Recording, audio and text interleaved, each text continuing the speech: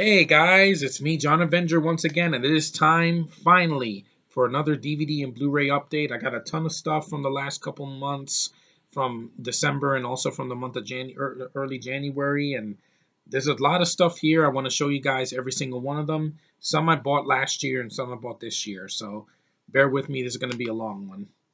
First, I got this triple feature of Quentin Tarantino films. One of them I already have, so I don't really need the first one. But the other two I have not seen yet, and I have not, you know, I haven't owned yet. And that is the triple feature of Reservoir Dogs, which I have the special edition of that. Pulp Fiction, considered Tarantino's best film, and his underrated Jackie Brown. Yeah, these are not the special editions of the films; they're just basically the single discs basically. But hey, I want to see the films. I've heard great things about all these films, and they're really long. Reservoir Dogs is the shortest; it was 100 minutes, so that was under 2 hours. But Pulp Fiction is 2 hours and 34 minutes, 2.5 hours without the end credits. And Jackie Brown is 2 hours and is also 2 hours and 34 minutes. Yeah, two really long movies, but I'm gonna get through them, and I've heard great things, so it was worth it for $4.99. Well, $3.99. Next, I got this for $3. I've heard great things about this. This is basically what Mastermind should have been. The only reason, let me say this right now, the only reason that this movie flopped is because it came out a month after 9/11, and at that time, nobody wanted to see anything with heist or terrorism or violence or any of that. This movie was lucky that it even got made, but I'm gonna give it a chance. I've heard really good things. It is a little bit long in the tooth, but it's got a great cast. Bandits. I'm going to give this movie a chance. It got Bruce Willis, Billy Bob Thornton, and Kate Blanchett. And I hope it's funny. I've heard great things about, the critics really enjoyed it, but it bombed because of 9/11. It came out in October, right after the month after 9/11, and it didn't stand a chance. That's why SpiderMan came out in 2002, but I'll get to that. I'm going to get to that. But I'm hoping the movie's good. It's 2 hours and 3 minutes. I think that's a little bit too long. Like I said, comedies don't need to be 2 hours, but maybe the movie will surprise me. I'm hoping for the best. It cost me $3, so it didn't cost me much, and I'm willing to give it a chance. It's got to be better than Masterminds. That's what I'm hoping for.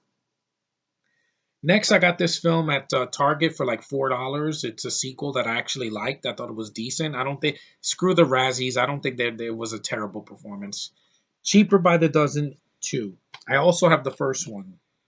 Now I have the complete set. I don't have. I've seen the original of this, but I don't like the ending. I prefer this one. It's more lighthearted. It's funny. It's got a great cast, and this one brought back most of the cast from the first film.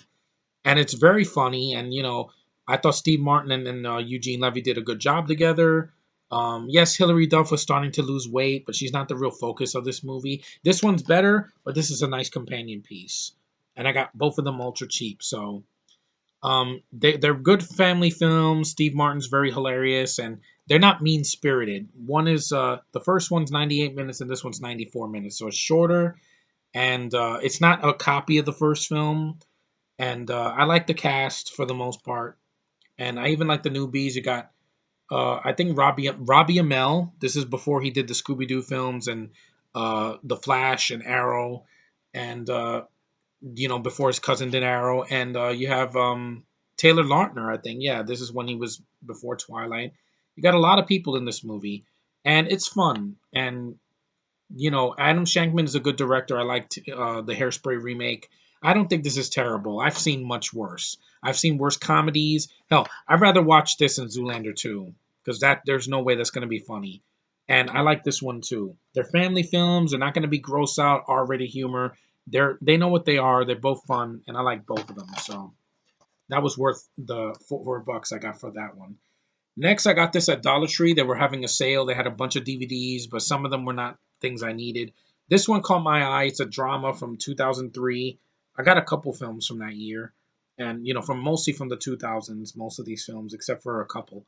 This is Matchstick Men with uh, Nicolas Cage before he went bananas, and Sam Rockwell, a really talented actor. The guy is really good in everything that he does. And you have Alison Lohman, who I don't know what happened to that actress. It's like I saw her in Beowulf, and then she disappeared. She did Drag Me to Hell, and then nobody talked about her again, and it's sad. I'd rather see her than freaking Hobo with a Stick. I know, I'm beating a dead horse, but she's an underrated actress. I liked her in Beowulf. I haven't seen Drag Me to Hell, but I heard some decent things, and it's got a good cast. That's all I can hope for. It's the widescreen edition. It's under 2 hours, 116 minutes, so it's kind of long, but it's not 2 hours. So I'm hoping for the best for this one, especially since some of the films I bought at Dollar Tree last year were god awful and boring. But we'll see. Next, I finally completed the set. I have all three of these movies now. I got the third one last year, and now I got the first two, and that is one of Will Smith's best franchises, Men in Black 1 and Men in Black 2. And of course, I bought the third one last year. So I got the entire Men in Black trilogy. And I'm going to keep all of them no matter how the sequels are, because Will Smith is worth my money. This is his better franchise than freaking, Suicide Squad or whatever, any of the DC films that he makes. Really good. I really enjoyed the first one. I saw this when I was 12. It's got amazing special effects. To this day, this movie's going to be 20 years old this year, and the effects look better than anything in Suicide Squad or Independence Day Regurgitated or Terminator Genesis, or I can even say Rogue One. I'm sorry. I will take a 1997 film over Rogue One any day, because you got two badass leads that got great chemistry. They tried to copy this in RIPD and it didn't work. And this film has a ton of features, so it's chock full of features. And this is Barry Sonnenfeld. I think he directed something bad last year. I forgot what it was, but this is one of his good ones. I like the first Men in Black. I will always like it. I didn't love it, but I did like it I didn't know it was based on a comic. I never watched the cartoon either from the 90s, but the first movie is really solid. The second movie, I want to give it a chance. I've heard people shitting on this movie for many years, saying, yeah, it might not be as good as the first one, but hey, it's got Laura Flynn Boyle in it, and I think she's gorgeous. One of the most beautiful actresses I've ever seen. And look at that face. That woman had a face of an angel. I don't know why she did surgery on her face. Laura, you were beautiful. I loved your face. I can still listen to your voice and I just get chills. And it's short. It's only 88 minutes. It's not going to make me suffer for 2 hours like Suicide Squad did. And I guarantee you I'm going to enjoy more than like Fembusters. I can say that without question. Because at least these effects look better. And most of them are practical. There's some CGI, but I'm happy to have the entire trilogy, 1, 2, and 3. And I'm hoping for the best for all of them. Except, the first one. I know the first one's good. Next, I got this at Best Buy. This was the only movie I found in the $3.99 bin, and I didn't have it. And I've heard it's really good. And it's Cannibal Run. This is the Cannibal Run with Burt. It's got a great cast of some people that are no longer with us and some that are. You got Burt Reynolds, who's still with us. You got Farrah Fawcett, rest in peace, Farrah. You got Dom DeLuise, rest in peace. Very funny man. Roger Moore, the one of the later Bonds in the 70s and the 80s. And you also have Terry Bradshaw, Mel Tillis, Jackie Chan in an early role before he did American films. When he was in the Rush Hour films, and Michael Hugh and Dean Martin, Sammy Davis Jr., Adrian Barbeau, and Jamie Farr, and a bunch of others. I'm looking forward to this movie. It's only 95 minutes, and it's from the early 80s, my era, one of the best eras ever in cinema, and I'm hoping for the best, because I really miss some of these actors. Farrah Fawcett, what a beautiful woman.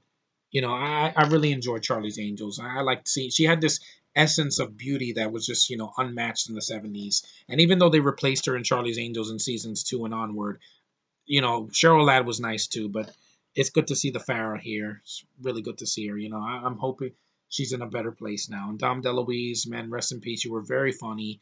I loved his work in the All Dogs Go to Heaven films, his voice work in the American Tail and a bunch of others. He was just a great voice actor. And Burt Reynolds, still the man, and I really enjoy Smokey and the Bandit 1 and 2. Both of them are good films, and this one should be fun. I'm hoping that it's good. And next, I got this TV series. This is the last of the good TV series of this franchise. I did not care for Omniverse. I thought it sucked ass. It was not funny. It was boring. The animation blew. It sucked. This was one of the last good ones. Ben 10 Alien Force Volume 4, 5 episodes of the show. This was the last good Ben 10 that I gave a shit about. Everything afterwards is just bad, and I know they're rebooting it. I don't think it's going to be as good as this or the original Ben 10 from the 2000s. I like this character. I like the premise that he has this watch that this Omnitrix that can make him turn into all these creatures. Very cool premise, sci-fi action. Very fun characters. Kevin 11 and Gwen and the grandpa. They're interesting characters. How did you suck that away in a reboot from 2012 and make them boring? So I'm willing to see this show again. I want to see it from the beginning again. It's been a long time since I've seen the Alien Force, and I got it for $1 at Dollar Tree, so not bad. And finally, I finally got this movie on Blu-ray. I had the full screen version for over 10 years, and I needed to upgrade. I know the new movie's coming out in 5 months. I can't wait. I know Parker's gonna love this. I finally got the first necessary film, Spider-Man 1 on Blu-ray. Yes, screw the Amazing Spider-Man films. I hate those movies. They're boring. This did it right. Back in 2002, we needed a superhero to lift us from, the tragedy that was 9/11. And this movie, as campy as it was, it made me smile. Seeing Spider-Man finally on the big screen was a joy for me. I don't care what the critics say. These people wanted like the perfect thing about Spider-Man. I'm like, this movie did a lot of things right. It had action sequences. It was fun. The villain didn't suck like in the Amazing films. It wasn't 2.5 hours. It didn't have so much drama that it just bogged me down. It had a fun atmosphere. It has a killer cast. Willem Dafoe, Tobey Maguire, James Franco, really good actors. You also had whatchamacallit, J.K. Simmons, the man that won an Oscar for Whiplash that deserved it. He is J. Jonah Jameson. No one's gonna replace him. I'm sorry. Whoever replaces him will not even touch his legacy. Just the way his mannerisms and his voice, everything. That actor just nailed it. And even Kirsten Dunst, I know she's not perfect. I know that. Gwen Stacy, I thought Emma Stone was better. She was the only good thing, female interest in that series that would worked. If Mary Jane was in that movie, it wouldn't have worked. Here, she's serviceable. I'm not gonna say she's horrible. And Sam Raimi deserves a lot of credit for this because he brought Spider-Man to life. Would James Cameron have done a better job? I think so, but not Mark Webb. I'm sorry. This was light-hearted Spider-Man. We needed this in 2002. We didn't need super serious, mopey Peter Parker with his face like this, Andrew Dumbass Garfield. I don't care if Garfield's getting praised for Silence and Hacksaw Jim Duggan in the movie. He is not Spider-Man to me. Tobey Maguire was my first, and now we got Tom Holland in a few months. I can't wait. Bring me back fun Spider-Man. He doesn't need to be mopey and dark and brownie. That's not Spider-Man to me. He's fun. He's lighthearted. He's a bright color. He's not dark. That's not Spider-Man to me. That's the Venom suit when he has the black suit. That's dark. Here, it's fun. And I had a lot of memories seeing this in the theater. It was a blast to watch. I still love the soundtrack. I still think the film has a really good score. It's an underrated movie now because, it got a ton of praise. Before The Dark Knight came out, this was one of the best movies, superhero movies of the early 2000s. Honest to God, I think it's better than Batman Begins. I think it's better than the Amazing films. I think it's better than freaking Fan Four Stick and Suicide Squad. Even BVS, I can say this is better only for a few reasons. It's shorter, it focuses on one villain, and it doesn't have too many things in one film. And it's fun. It didn't bore me. There's flaws, but it's still a fun movie. Also, the actress that played Aunt May, the actor that played Cliff Robertson, who played Uncle Ben, it worked. This movie still works. It worked back in 2002. This year's the 15-year anniversary, and when I see this on Blu-ray, it's going to be great. And seeing this before Homecoming, it's going to be a homecoming. Spidey's finally back in the MCU. He's finally in the world of Marvel. No more bullshit with Sony. They're going to do it right. I know it. Even if the next movie has flaws, I will forgive it because it won't be boring. I know it. It already looks better than the Amazing films 100 times over. And no more Garfield. Thank freaking God. I would have liked to see Tobey Maguire, but hey, he had three movies, so he had a lot of chances. And Garfield, I'm glad they killed him off. No more of that mopey bullshit Peter Parker slash Spidey.